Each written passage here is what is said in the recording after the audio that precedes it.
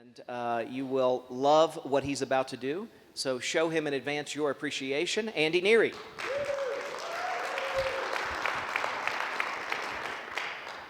Am I on? Hey, Lester. Yes, sir. Where are you, man? Can you come up front for a sec?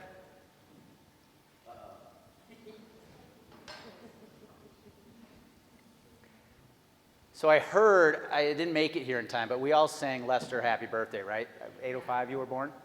So I want to do something special for you. Did you guys give him a cake at all? No. All right. Now, I don't know the fire restrictions in this building, but I did get you a little cake, little candle. So let's all stand up and give Lester another happy birthday. So I wanted to give you a cake, man. Happy 40th. I appreciate that. Now, hold on, you're not done. You guys stay standing. Hold on, you're not done. Put the cake down. Grab this baseball for a second.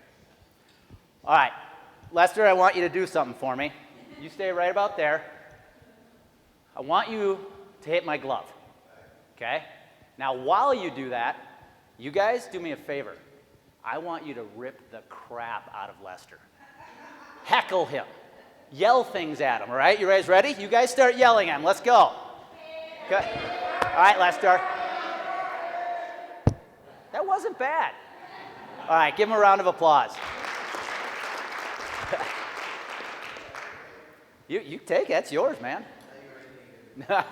Now, first of all, Lester would have never made it in pro ball because that was about 45 miles an hour. Question for you guys, especially for my baseball fans out there. Do you guys mind if I'm down here versus on stage? I'm not a big stage guy. What is the most effective pitch in baseball? Does anybody know? Oh, got it. I will go up on stage. What is the most effective pitch in baseball? Anybody know? Change up. Okay, that's a good thought. One that works. Another good thought. How about one more? Anybody, any thoughts? Deb, what'd you say? Curveball. All good answers. The most effective pitch in baseball is the first strike. When you think about baseball statistics, think about this. In baseball, when a pitcher throws ball one, when the count's 1-0, the batter has a 38% chance to get on base. If the batter throws a strike and he's ahead in the count, 0-1, that goes down to 25%. So it is imperative as a pitcher that you have to throw that first strike. My entire career depended on it. If you guys notice, a lot of you know my story, so I'm not going to spend a lot of time regurgitating it, but I stand in front of you at 5'9". I weigh 165 pounds, and I did not have an overpowering arm. I was not what you call an intimidating presence on the mound. But I grew up in a baseball family. My dad was a college baseball player and also an extremely successful baseball coach. In fact, he was the longtime coach in my hometown. I played for him, and he's now one of the winningest coaches in Wisconsin state history. And so I grew up in a family that was surrounded by baseball. I had the mentor, I had the knowledge, I had the tools to become a great baseball player. And by the time I was in high school, I had my first chance to play big. You see, it was my senior year of high school baseball. Going into my senior year, I had accepted a scholarship to play at the University of Winona State, or Winona State University in Minnesota, Division II baseball program. But I was not okay with that. I wanted to play bigger. I wanted to play Division I baseball. But again, I had this challenge, right? I knew my path to college ball was on the mound, but I was 5'9". In high school, I was 145 pounds, and I didn't throw 90 miles an hour. But up until my senior year, I had developed the confidence, the competence, and a course of action to make me successful. And going into the playoffs my senior year, I had one last chance to play bigger, to prove myself. It was the first game of the playoffs. And I remember this game like it was yesterday. I knew that the University of Wisconsin-Milwaukee was coming to watch me pitch, Division I baseball program in Wisconsin. And so that night, I went on the mound knowing, again, I had the confidence, the competence, and the course of action to be successful. And that night, I tasted what it meant to play bigger. Because that night, I threw a one-hitter. I literally gave up a hit on the first pitch of the game. And that was it. Now, the statistic I was more proud of that night, and it's why we're here to talk about talking to the C-suite today, is that night in a 7-inning game, the baseball fans in here will get this. I threw 77 pitches, 65 strikes. Now, that earned me a scholarship to play Division I baseball. One chance, I hit it, here I am playing college baseball. Now, when I got to college, I thought playing bigger literally meant getting bigger. So I hit the weight room, pounded the weights, gained 30 pounds my first 2 years of college baseball, 30 pounds of muscle. Any college athletes in the room? I took this magic powder back then called creatine. It was the legal way to get bigger. God knows what the long-term effects are. And I gained 30 pounds. I was 5'9", 175 pounds, but now I had a new challenge. See, when you're a pitcher, the last thing you want is a muscle-bound bicep. And so my first 2 years at UWM were terrible. And by the time my sophomore year was over, I wanted to quit. I just wanted to give up baseball. Has anybody ever been there in business? You're like, I can't do this anymore. Maybe you who were here in 2008 when we knew the Affordable Care Act was coming. But then something happened between my sophomore and junior year. I was named captain. And getting named captain changed my mindset. It gave me that confidence back that I needed, because I knew I had the competence to be successful on the mound. And so the next 2 years, I worked on my craft. I worked on my mechanics to become a better pitcher. And by the time my senior season was over in college, I had one more chance to play bigger by signing a contract to pitch in the Milwaukee Brewers organization. Now, I wish I could keep telling you success stories, guys. But this is where the success ends, because when I got the pro ball, I lost my confidence. Here I was playing on the same field with other players from LSU, Texas, Georgia, you name it, and I let that get to my head because they were better than me. They were from bigger schools than I was. But more importantly, I got away from the course of action that made me successful. And for me, it came down to one thing: throwing strikes. Because I, again, did not have an overpowering arm. I was not imposing at 6'6". I had to be accurate. And here's the thing, guys, in baseball, you can teach mechanics. You can teach delivery. You can't teach accuracy. And so my career in pro ball only lasted 2 years. In fact, I remember going to spring training after my second year, and on the last day of spring training, I got released. I got cut. And the interesting thing about that, guy, you talk about, you guys have all had childhood dreams, right? I was 1 day away from breaking camp to go play for the Beloit Snappers in Beloit, Wisconsin, which was 50 miles from my hometown. And I was 3 promotions away from pitching for the Milwaukee Brewers, 30 miles from where I grew up. I mean, you talk about a childhood dream, right? And it was over. And when I look back and I reflect on that day I got released, I learned a lesson that day, and I unfortunately didn't learn it right away, but what I know now is, guys, when you want to play bigger, you have got to have the confidence, the competence, and one hell of a course of action. Because for me as a pitcher, to be accurate, to throw that first strike, which keeps me in the game, keeps me getting outs, and keeps me having a job, it comes down to mechanics, pitch selection, and follow-through.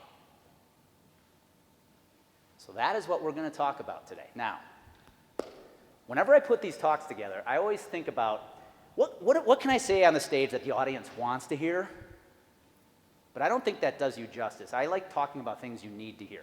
You're talking about what our prospects need to hear. I call these the hashtag truths. Guys, in my new role right now with coaching, it's been fun. I'm talking to a lot of brokers around the country right now.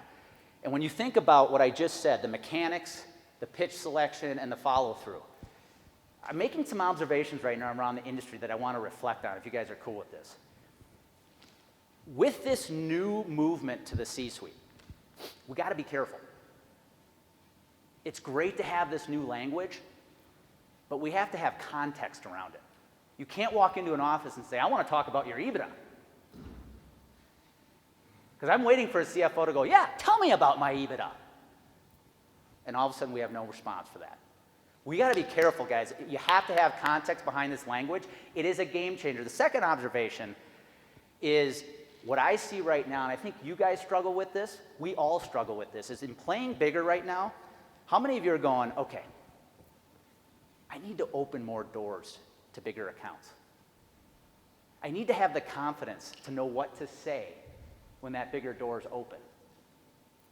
And then when I win it, how do I keep it?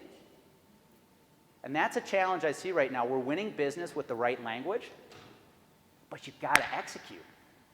You got to have the systems in place to be able to manage the accounts you're winning. And so that's what I want to talk about today. Today my focus is going to be on that message. When you are in, what's that open talk we can chat with the CFO, CEO about? Does that sound good? So what I want to do quickly, guys, is in your workbooks, in fact, I'm going to come down, you've got some takeaways. I want to quickly walk you through some of the takeaways, guys, that I'm going to share with you today. When you think about pitching, hitting your target with your first strike, when I go back to being a pitcher, first of all, it all came down to preparation. You guys have been talking about preparation for the last day and a half, right? You have to be prepared when you get in that C-suite. And what we have with the internet today, if you're going after a prospect that's a publicly traded company, all the information's sitting out there to be prepared, right? Because when you talk about, you get that 30 minutes with a prospect, and that prospect's sitting in the C-suite, your first pitch has to wow them. It has to be accurate. It has to be a strike. So if you look at your message, a powerful story, for those of you taking notes, lays the foundation for a message that resonates long after you've left the building.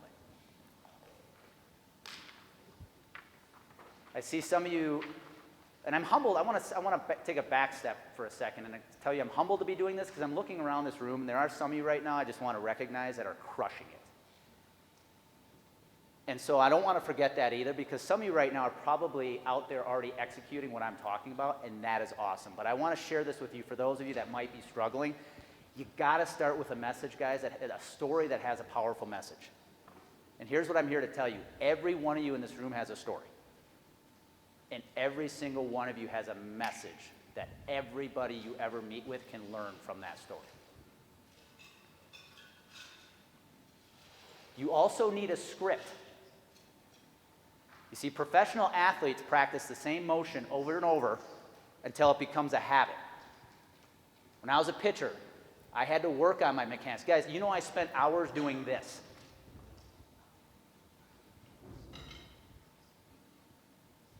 You have to work on your mechanics if you're going to be confident in the C-suite. Because your pitch is your motion.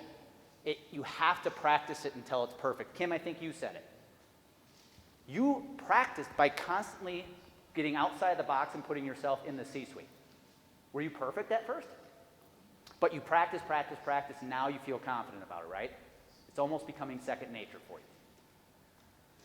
And you have to walk the prospect through the customer journey, folks. When you think about the customer journey, it's very simple. Every time you meet with a prospect, you have a character, right, that has a problem, who meets a guide, you, that gives him or her a plan to help him or her achieve success and avoid failure and create transcendence where they believe they can do it. That's the customer journey. So every time you're going to create a talk for your prospect, think about that customer journey. Answer the question for them, what will it look like for me? And don't take a meeting unless you are prepared to ask for the business with a strong call to action. So a powerful message means nothing unless you call them to action. One thing I want to share with you today, too, that I'm going to talk about is, have any of you guys gone into a prospect and said, I can save you 40%? And it's like in one ear, out the other ear? Guys, that call to action is not believable. When we start sharing savings that's almost too hard to believe, they're not going to take action. You have to create believability. That's the transcendence piece, is you have to make that prospect feel like, not only do I love what Tom is saying, I think I can do it. And last but not least, you have to leave them wanting more. Take your prospects to a place of transcendence, where they feel excited because they truly believe that they can achieve great things. Guys, and I'm sharing this with you as probably the most guilty of that mistake of anybody in this room. When I joined the mastermind, I got all excited about these strategies. I hear Gary Becker telling me he can save 70% on drugs, so I go tell people, and I'm like, why isn't anybody listening? It's because they're not believing it. You're dealing with people who have dealt with 10% increases for a decade. And now you come and tell them you can save them 70%? I think Jeff Hazlett said it yesterday. Bullshit. So what I want to share with you guys today, if you're cool with it, I want to do an open talk for you. I want to show you if I had 15 minutes with a prospect, a CFO, what I would walk him or her through. And I'm literally doing this on the spot, guys, because I normally use a PowerPoint. Do you guys want to hear it? Yeah. All right, cool. So I want you to imagine you have now 15 minutes with a prospect, 20 minutes with a prospect, and I'm going to preface this by saying you've already done your job on the fact-finding. You're sitting with the prospect, you've asked him or her what their challenges are, what their dream, their 2-year goal is, what are the challenges preventing them from getting there, what are the opportunities you can leverage, and what are the strengths you can take advantage of. And now they look at you and they go, Stephanie, tell me what you do. What do you say? This is where I go back and say, walk them through that customer journey.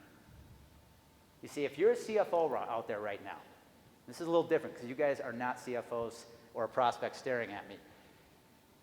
You're looking at your sales right now, aren't you, in your organization? And your sales are doing one of 3 things.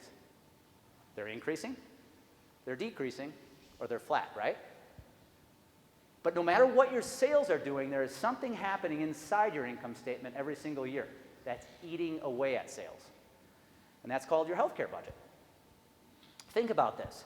If you're a CFO and you have a $2 million healthcare budget, and you accept that 10% increase, how much are you adding to your budget next year? Murray? I just forced you to do some math. You're adding $200,000 to the budget, right?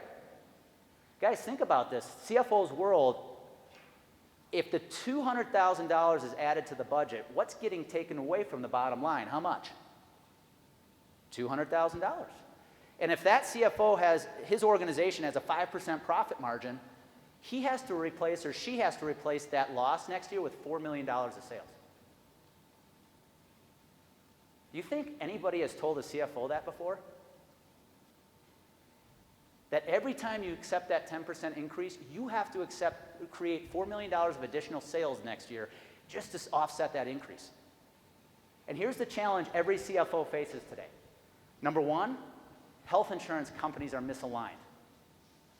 And we know this because of the Affordable Care Act, right? In 2010, when it became law, we had this rule known as the medical loss ratio rule.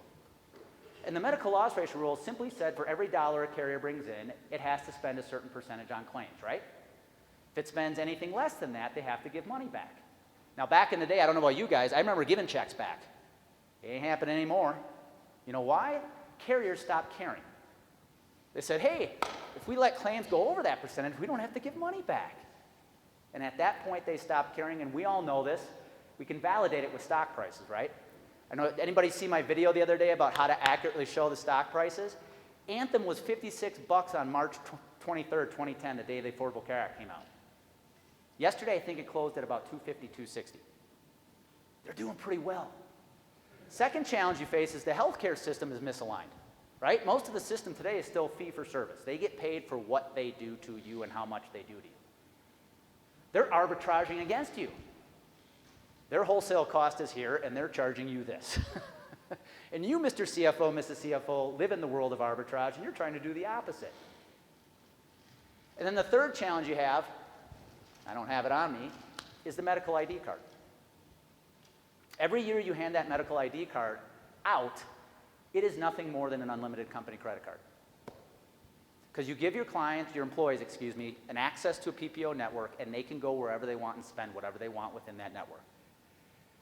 And here's the end result right now. You think the only 3 ways, you have been taught the only 3 ways you can save health insurance costs today is by shopping the carriers, increasing deductibles and out-of-pocket limits, or just asking your employees to pay more. And here's the problem with that. Right now, your employees on average are making $40,000 a year. And with their deductible, their out-of-pocket, and their premium, that accounts for 20 to 25% of their gross take-home. So we're here to fix that. Here's the mindset shift we're going to create to help you fix that. Today, you stop buying insurance and you start managing risk. And there's 3 areas of risk you want to manage. Number 1, finance risk. How are you financing your health plan? You have to try to get to a level of self-funding if you can, guys. That's the only way you can control your cost and create the transparency you want. The second area of risk you need to manage is catastrophic risk. You've got these claims on your plan right now that are making $70,000, $80,000, $100,000 that you're being told you can do nothing about. Those days are over. I'm going to show you how you can take a $100,000 claim and make it 50. And the last area of risk you need to focus on is healthcare purchasing risk. Figure out how your employees are accessing the healthcare system and help them buy those services better. So how do you do that? I have a process I call EBITDA. Now, in your business, EBITDA is in simplistic terms, is the value of your company, right? This process called EBITDA is going to help you determine the value of your health plan to your employees. So let me share with you what the acronym EBITDA stands for, our 6-step process. Number 1, E is empathy. I forgot, G, I thought you said this yesterday, but you didn't. I think it was one of the C-suite executives that were up here. 90% of all performance, financial performance, I think, is based off of empathy. And here's the challenge C-suite executives have.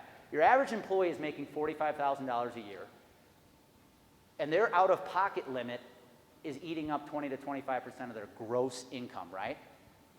But from the empathetic standpoint, the challenge is you might have a CFO making $300,000. That means nothing to them. So C-suite executives have to understand a $7,000 out-of-pocket limit for their employee is like them having a $30,000 or $40,000 out-of-pocket limit. Empathy is step 1. We have to understand what our employees are going through. And then the B, better compensation model. And I'm sorry I could not come up with a better word than better. Broker pay. Guys, we're going to align our pay with your ability to save money. I know some of you are doing an unbelievable job of that right now. But I'm going to align my pay with your performance of your health plan. The I is insurance financing. Now we're going to start looking at how you're financing your health plan, or is it financing, Trey? Financing. We're going to figure out how you're financing your health plan. Are you fully insured? Well, okay, then we need to get you to a better model if we can, whether that's level funding, self-funding, or captives. Now we got the T, because if we are empathizing what our employees are going through, you're aligning your broker's pay with your goals, and you're moving to the right insurance financing arrangement, now you're creating transparency. The T is transparency. Now you're seeing your claims. Now you know exactly how your health plan is performing month in and month out, which leads to D. Now that you have transparency, you get to make data-driven healthcare decisions. You know what things cost in your plan, whether it's medical, drugs, and now you can start helping your employees make smart data-driven healthcare decisions, and then reward them by making those services free if they do the right things. Which leads to the last letter of EBITDA, which is A, and I call it arbitrage elimination. What are the hospitals doing to you right now? Their services cost about 10 grand internally to perform that procedure, and they're charging you 100,000, right? We're going to eliminate that. There's people out there selling drugs for 80 grand. We're going to eliminate that.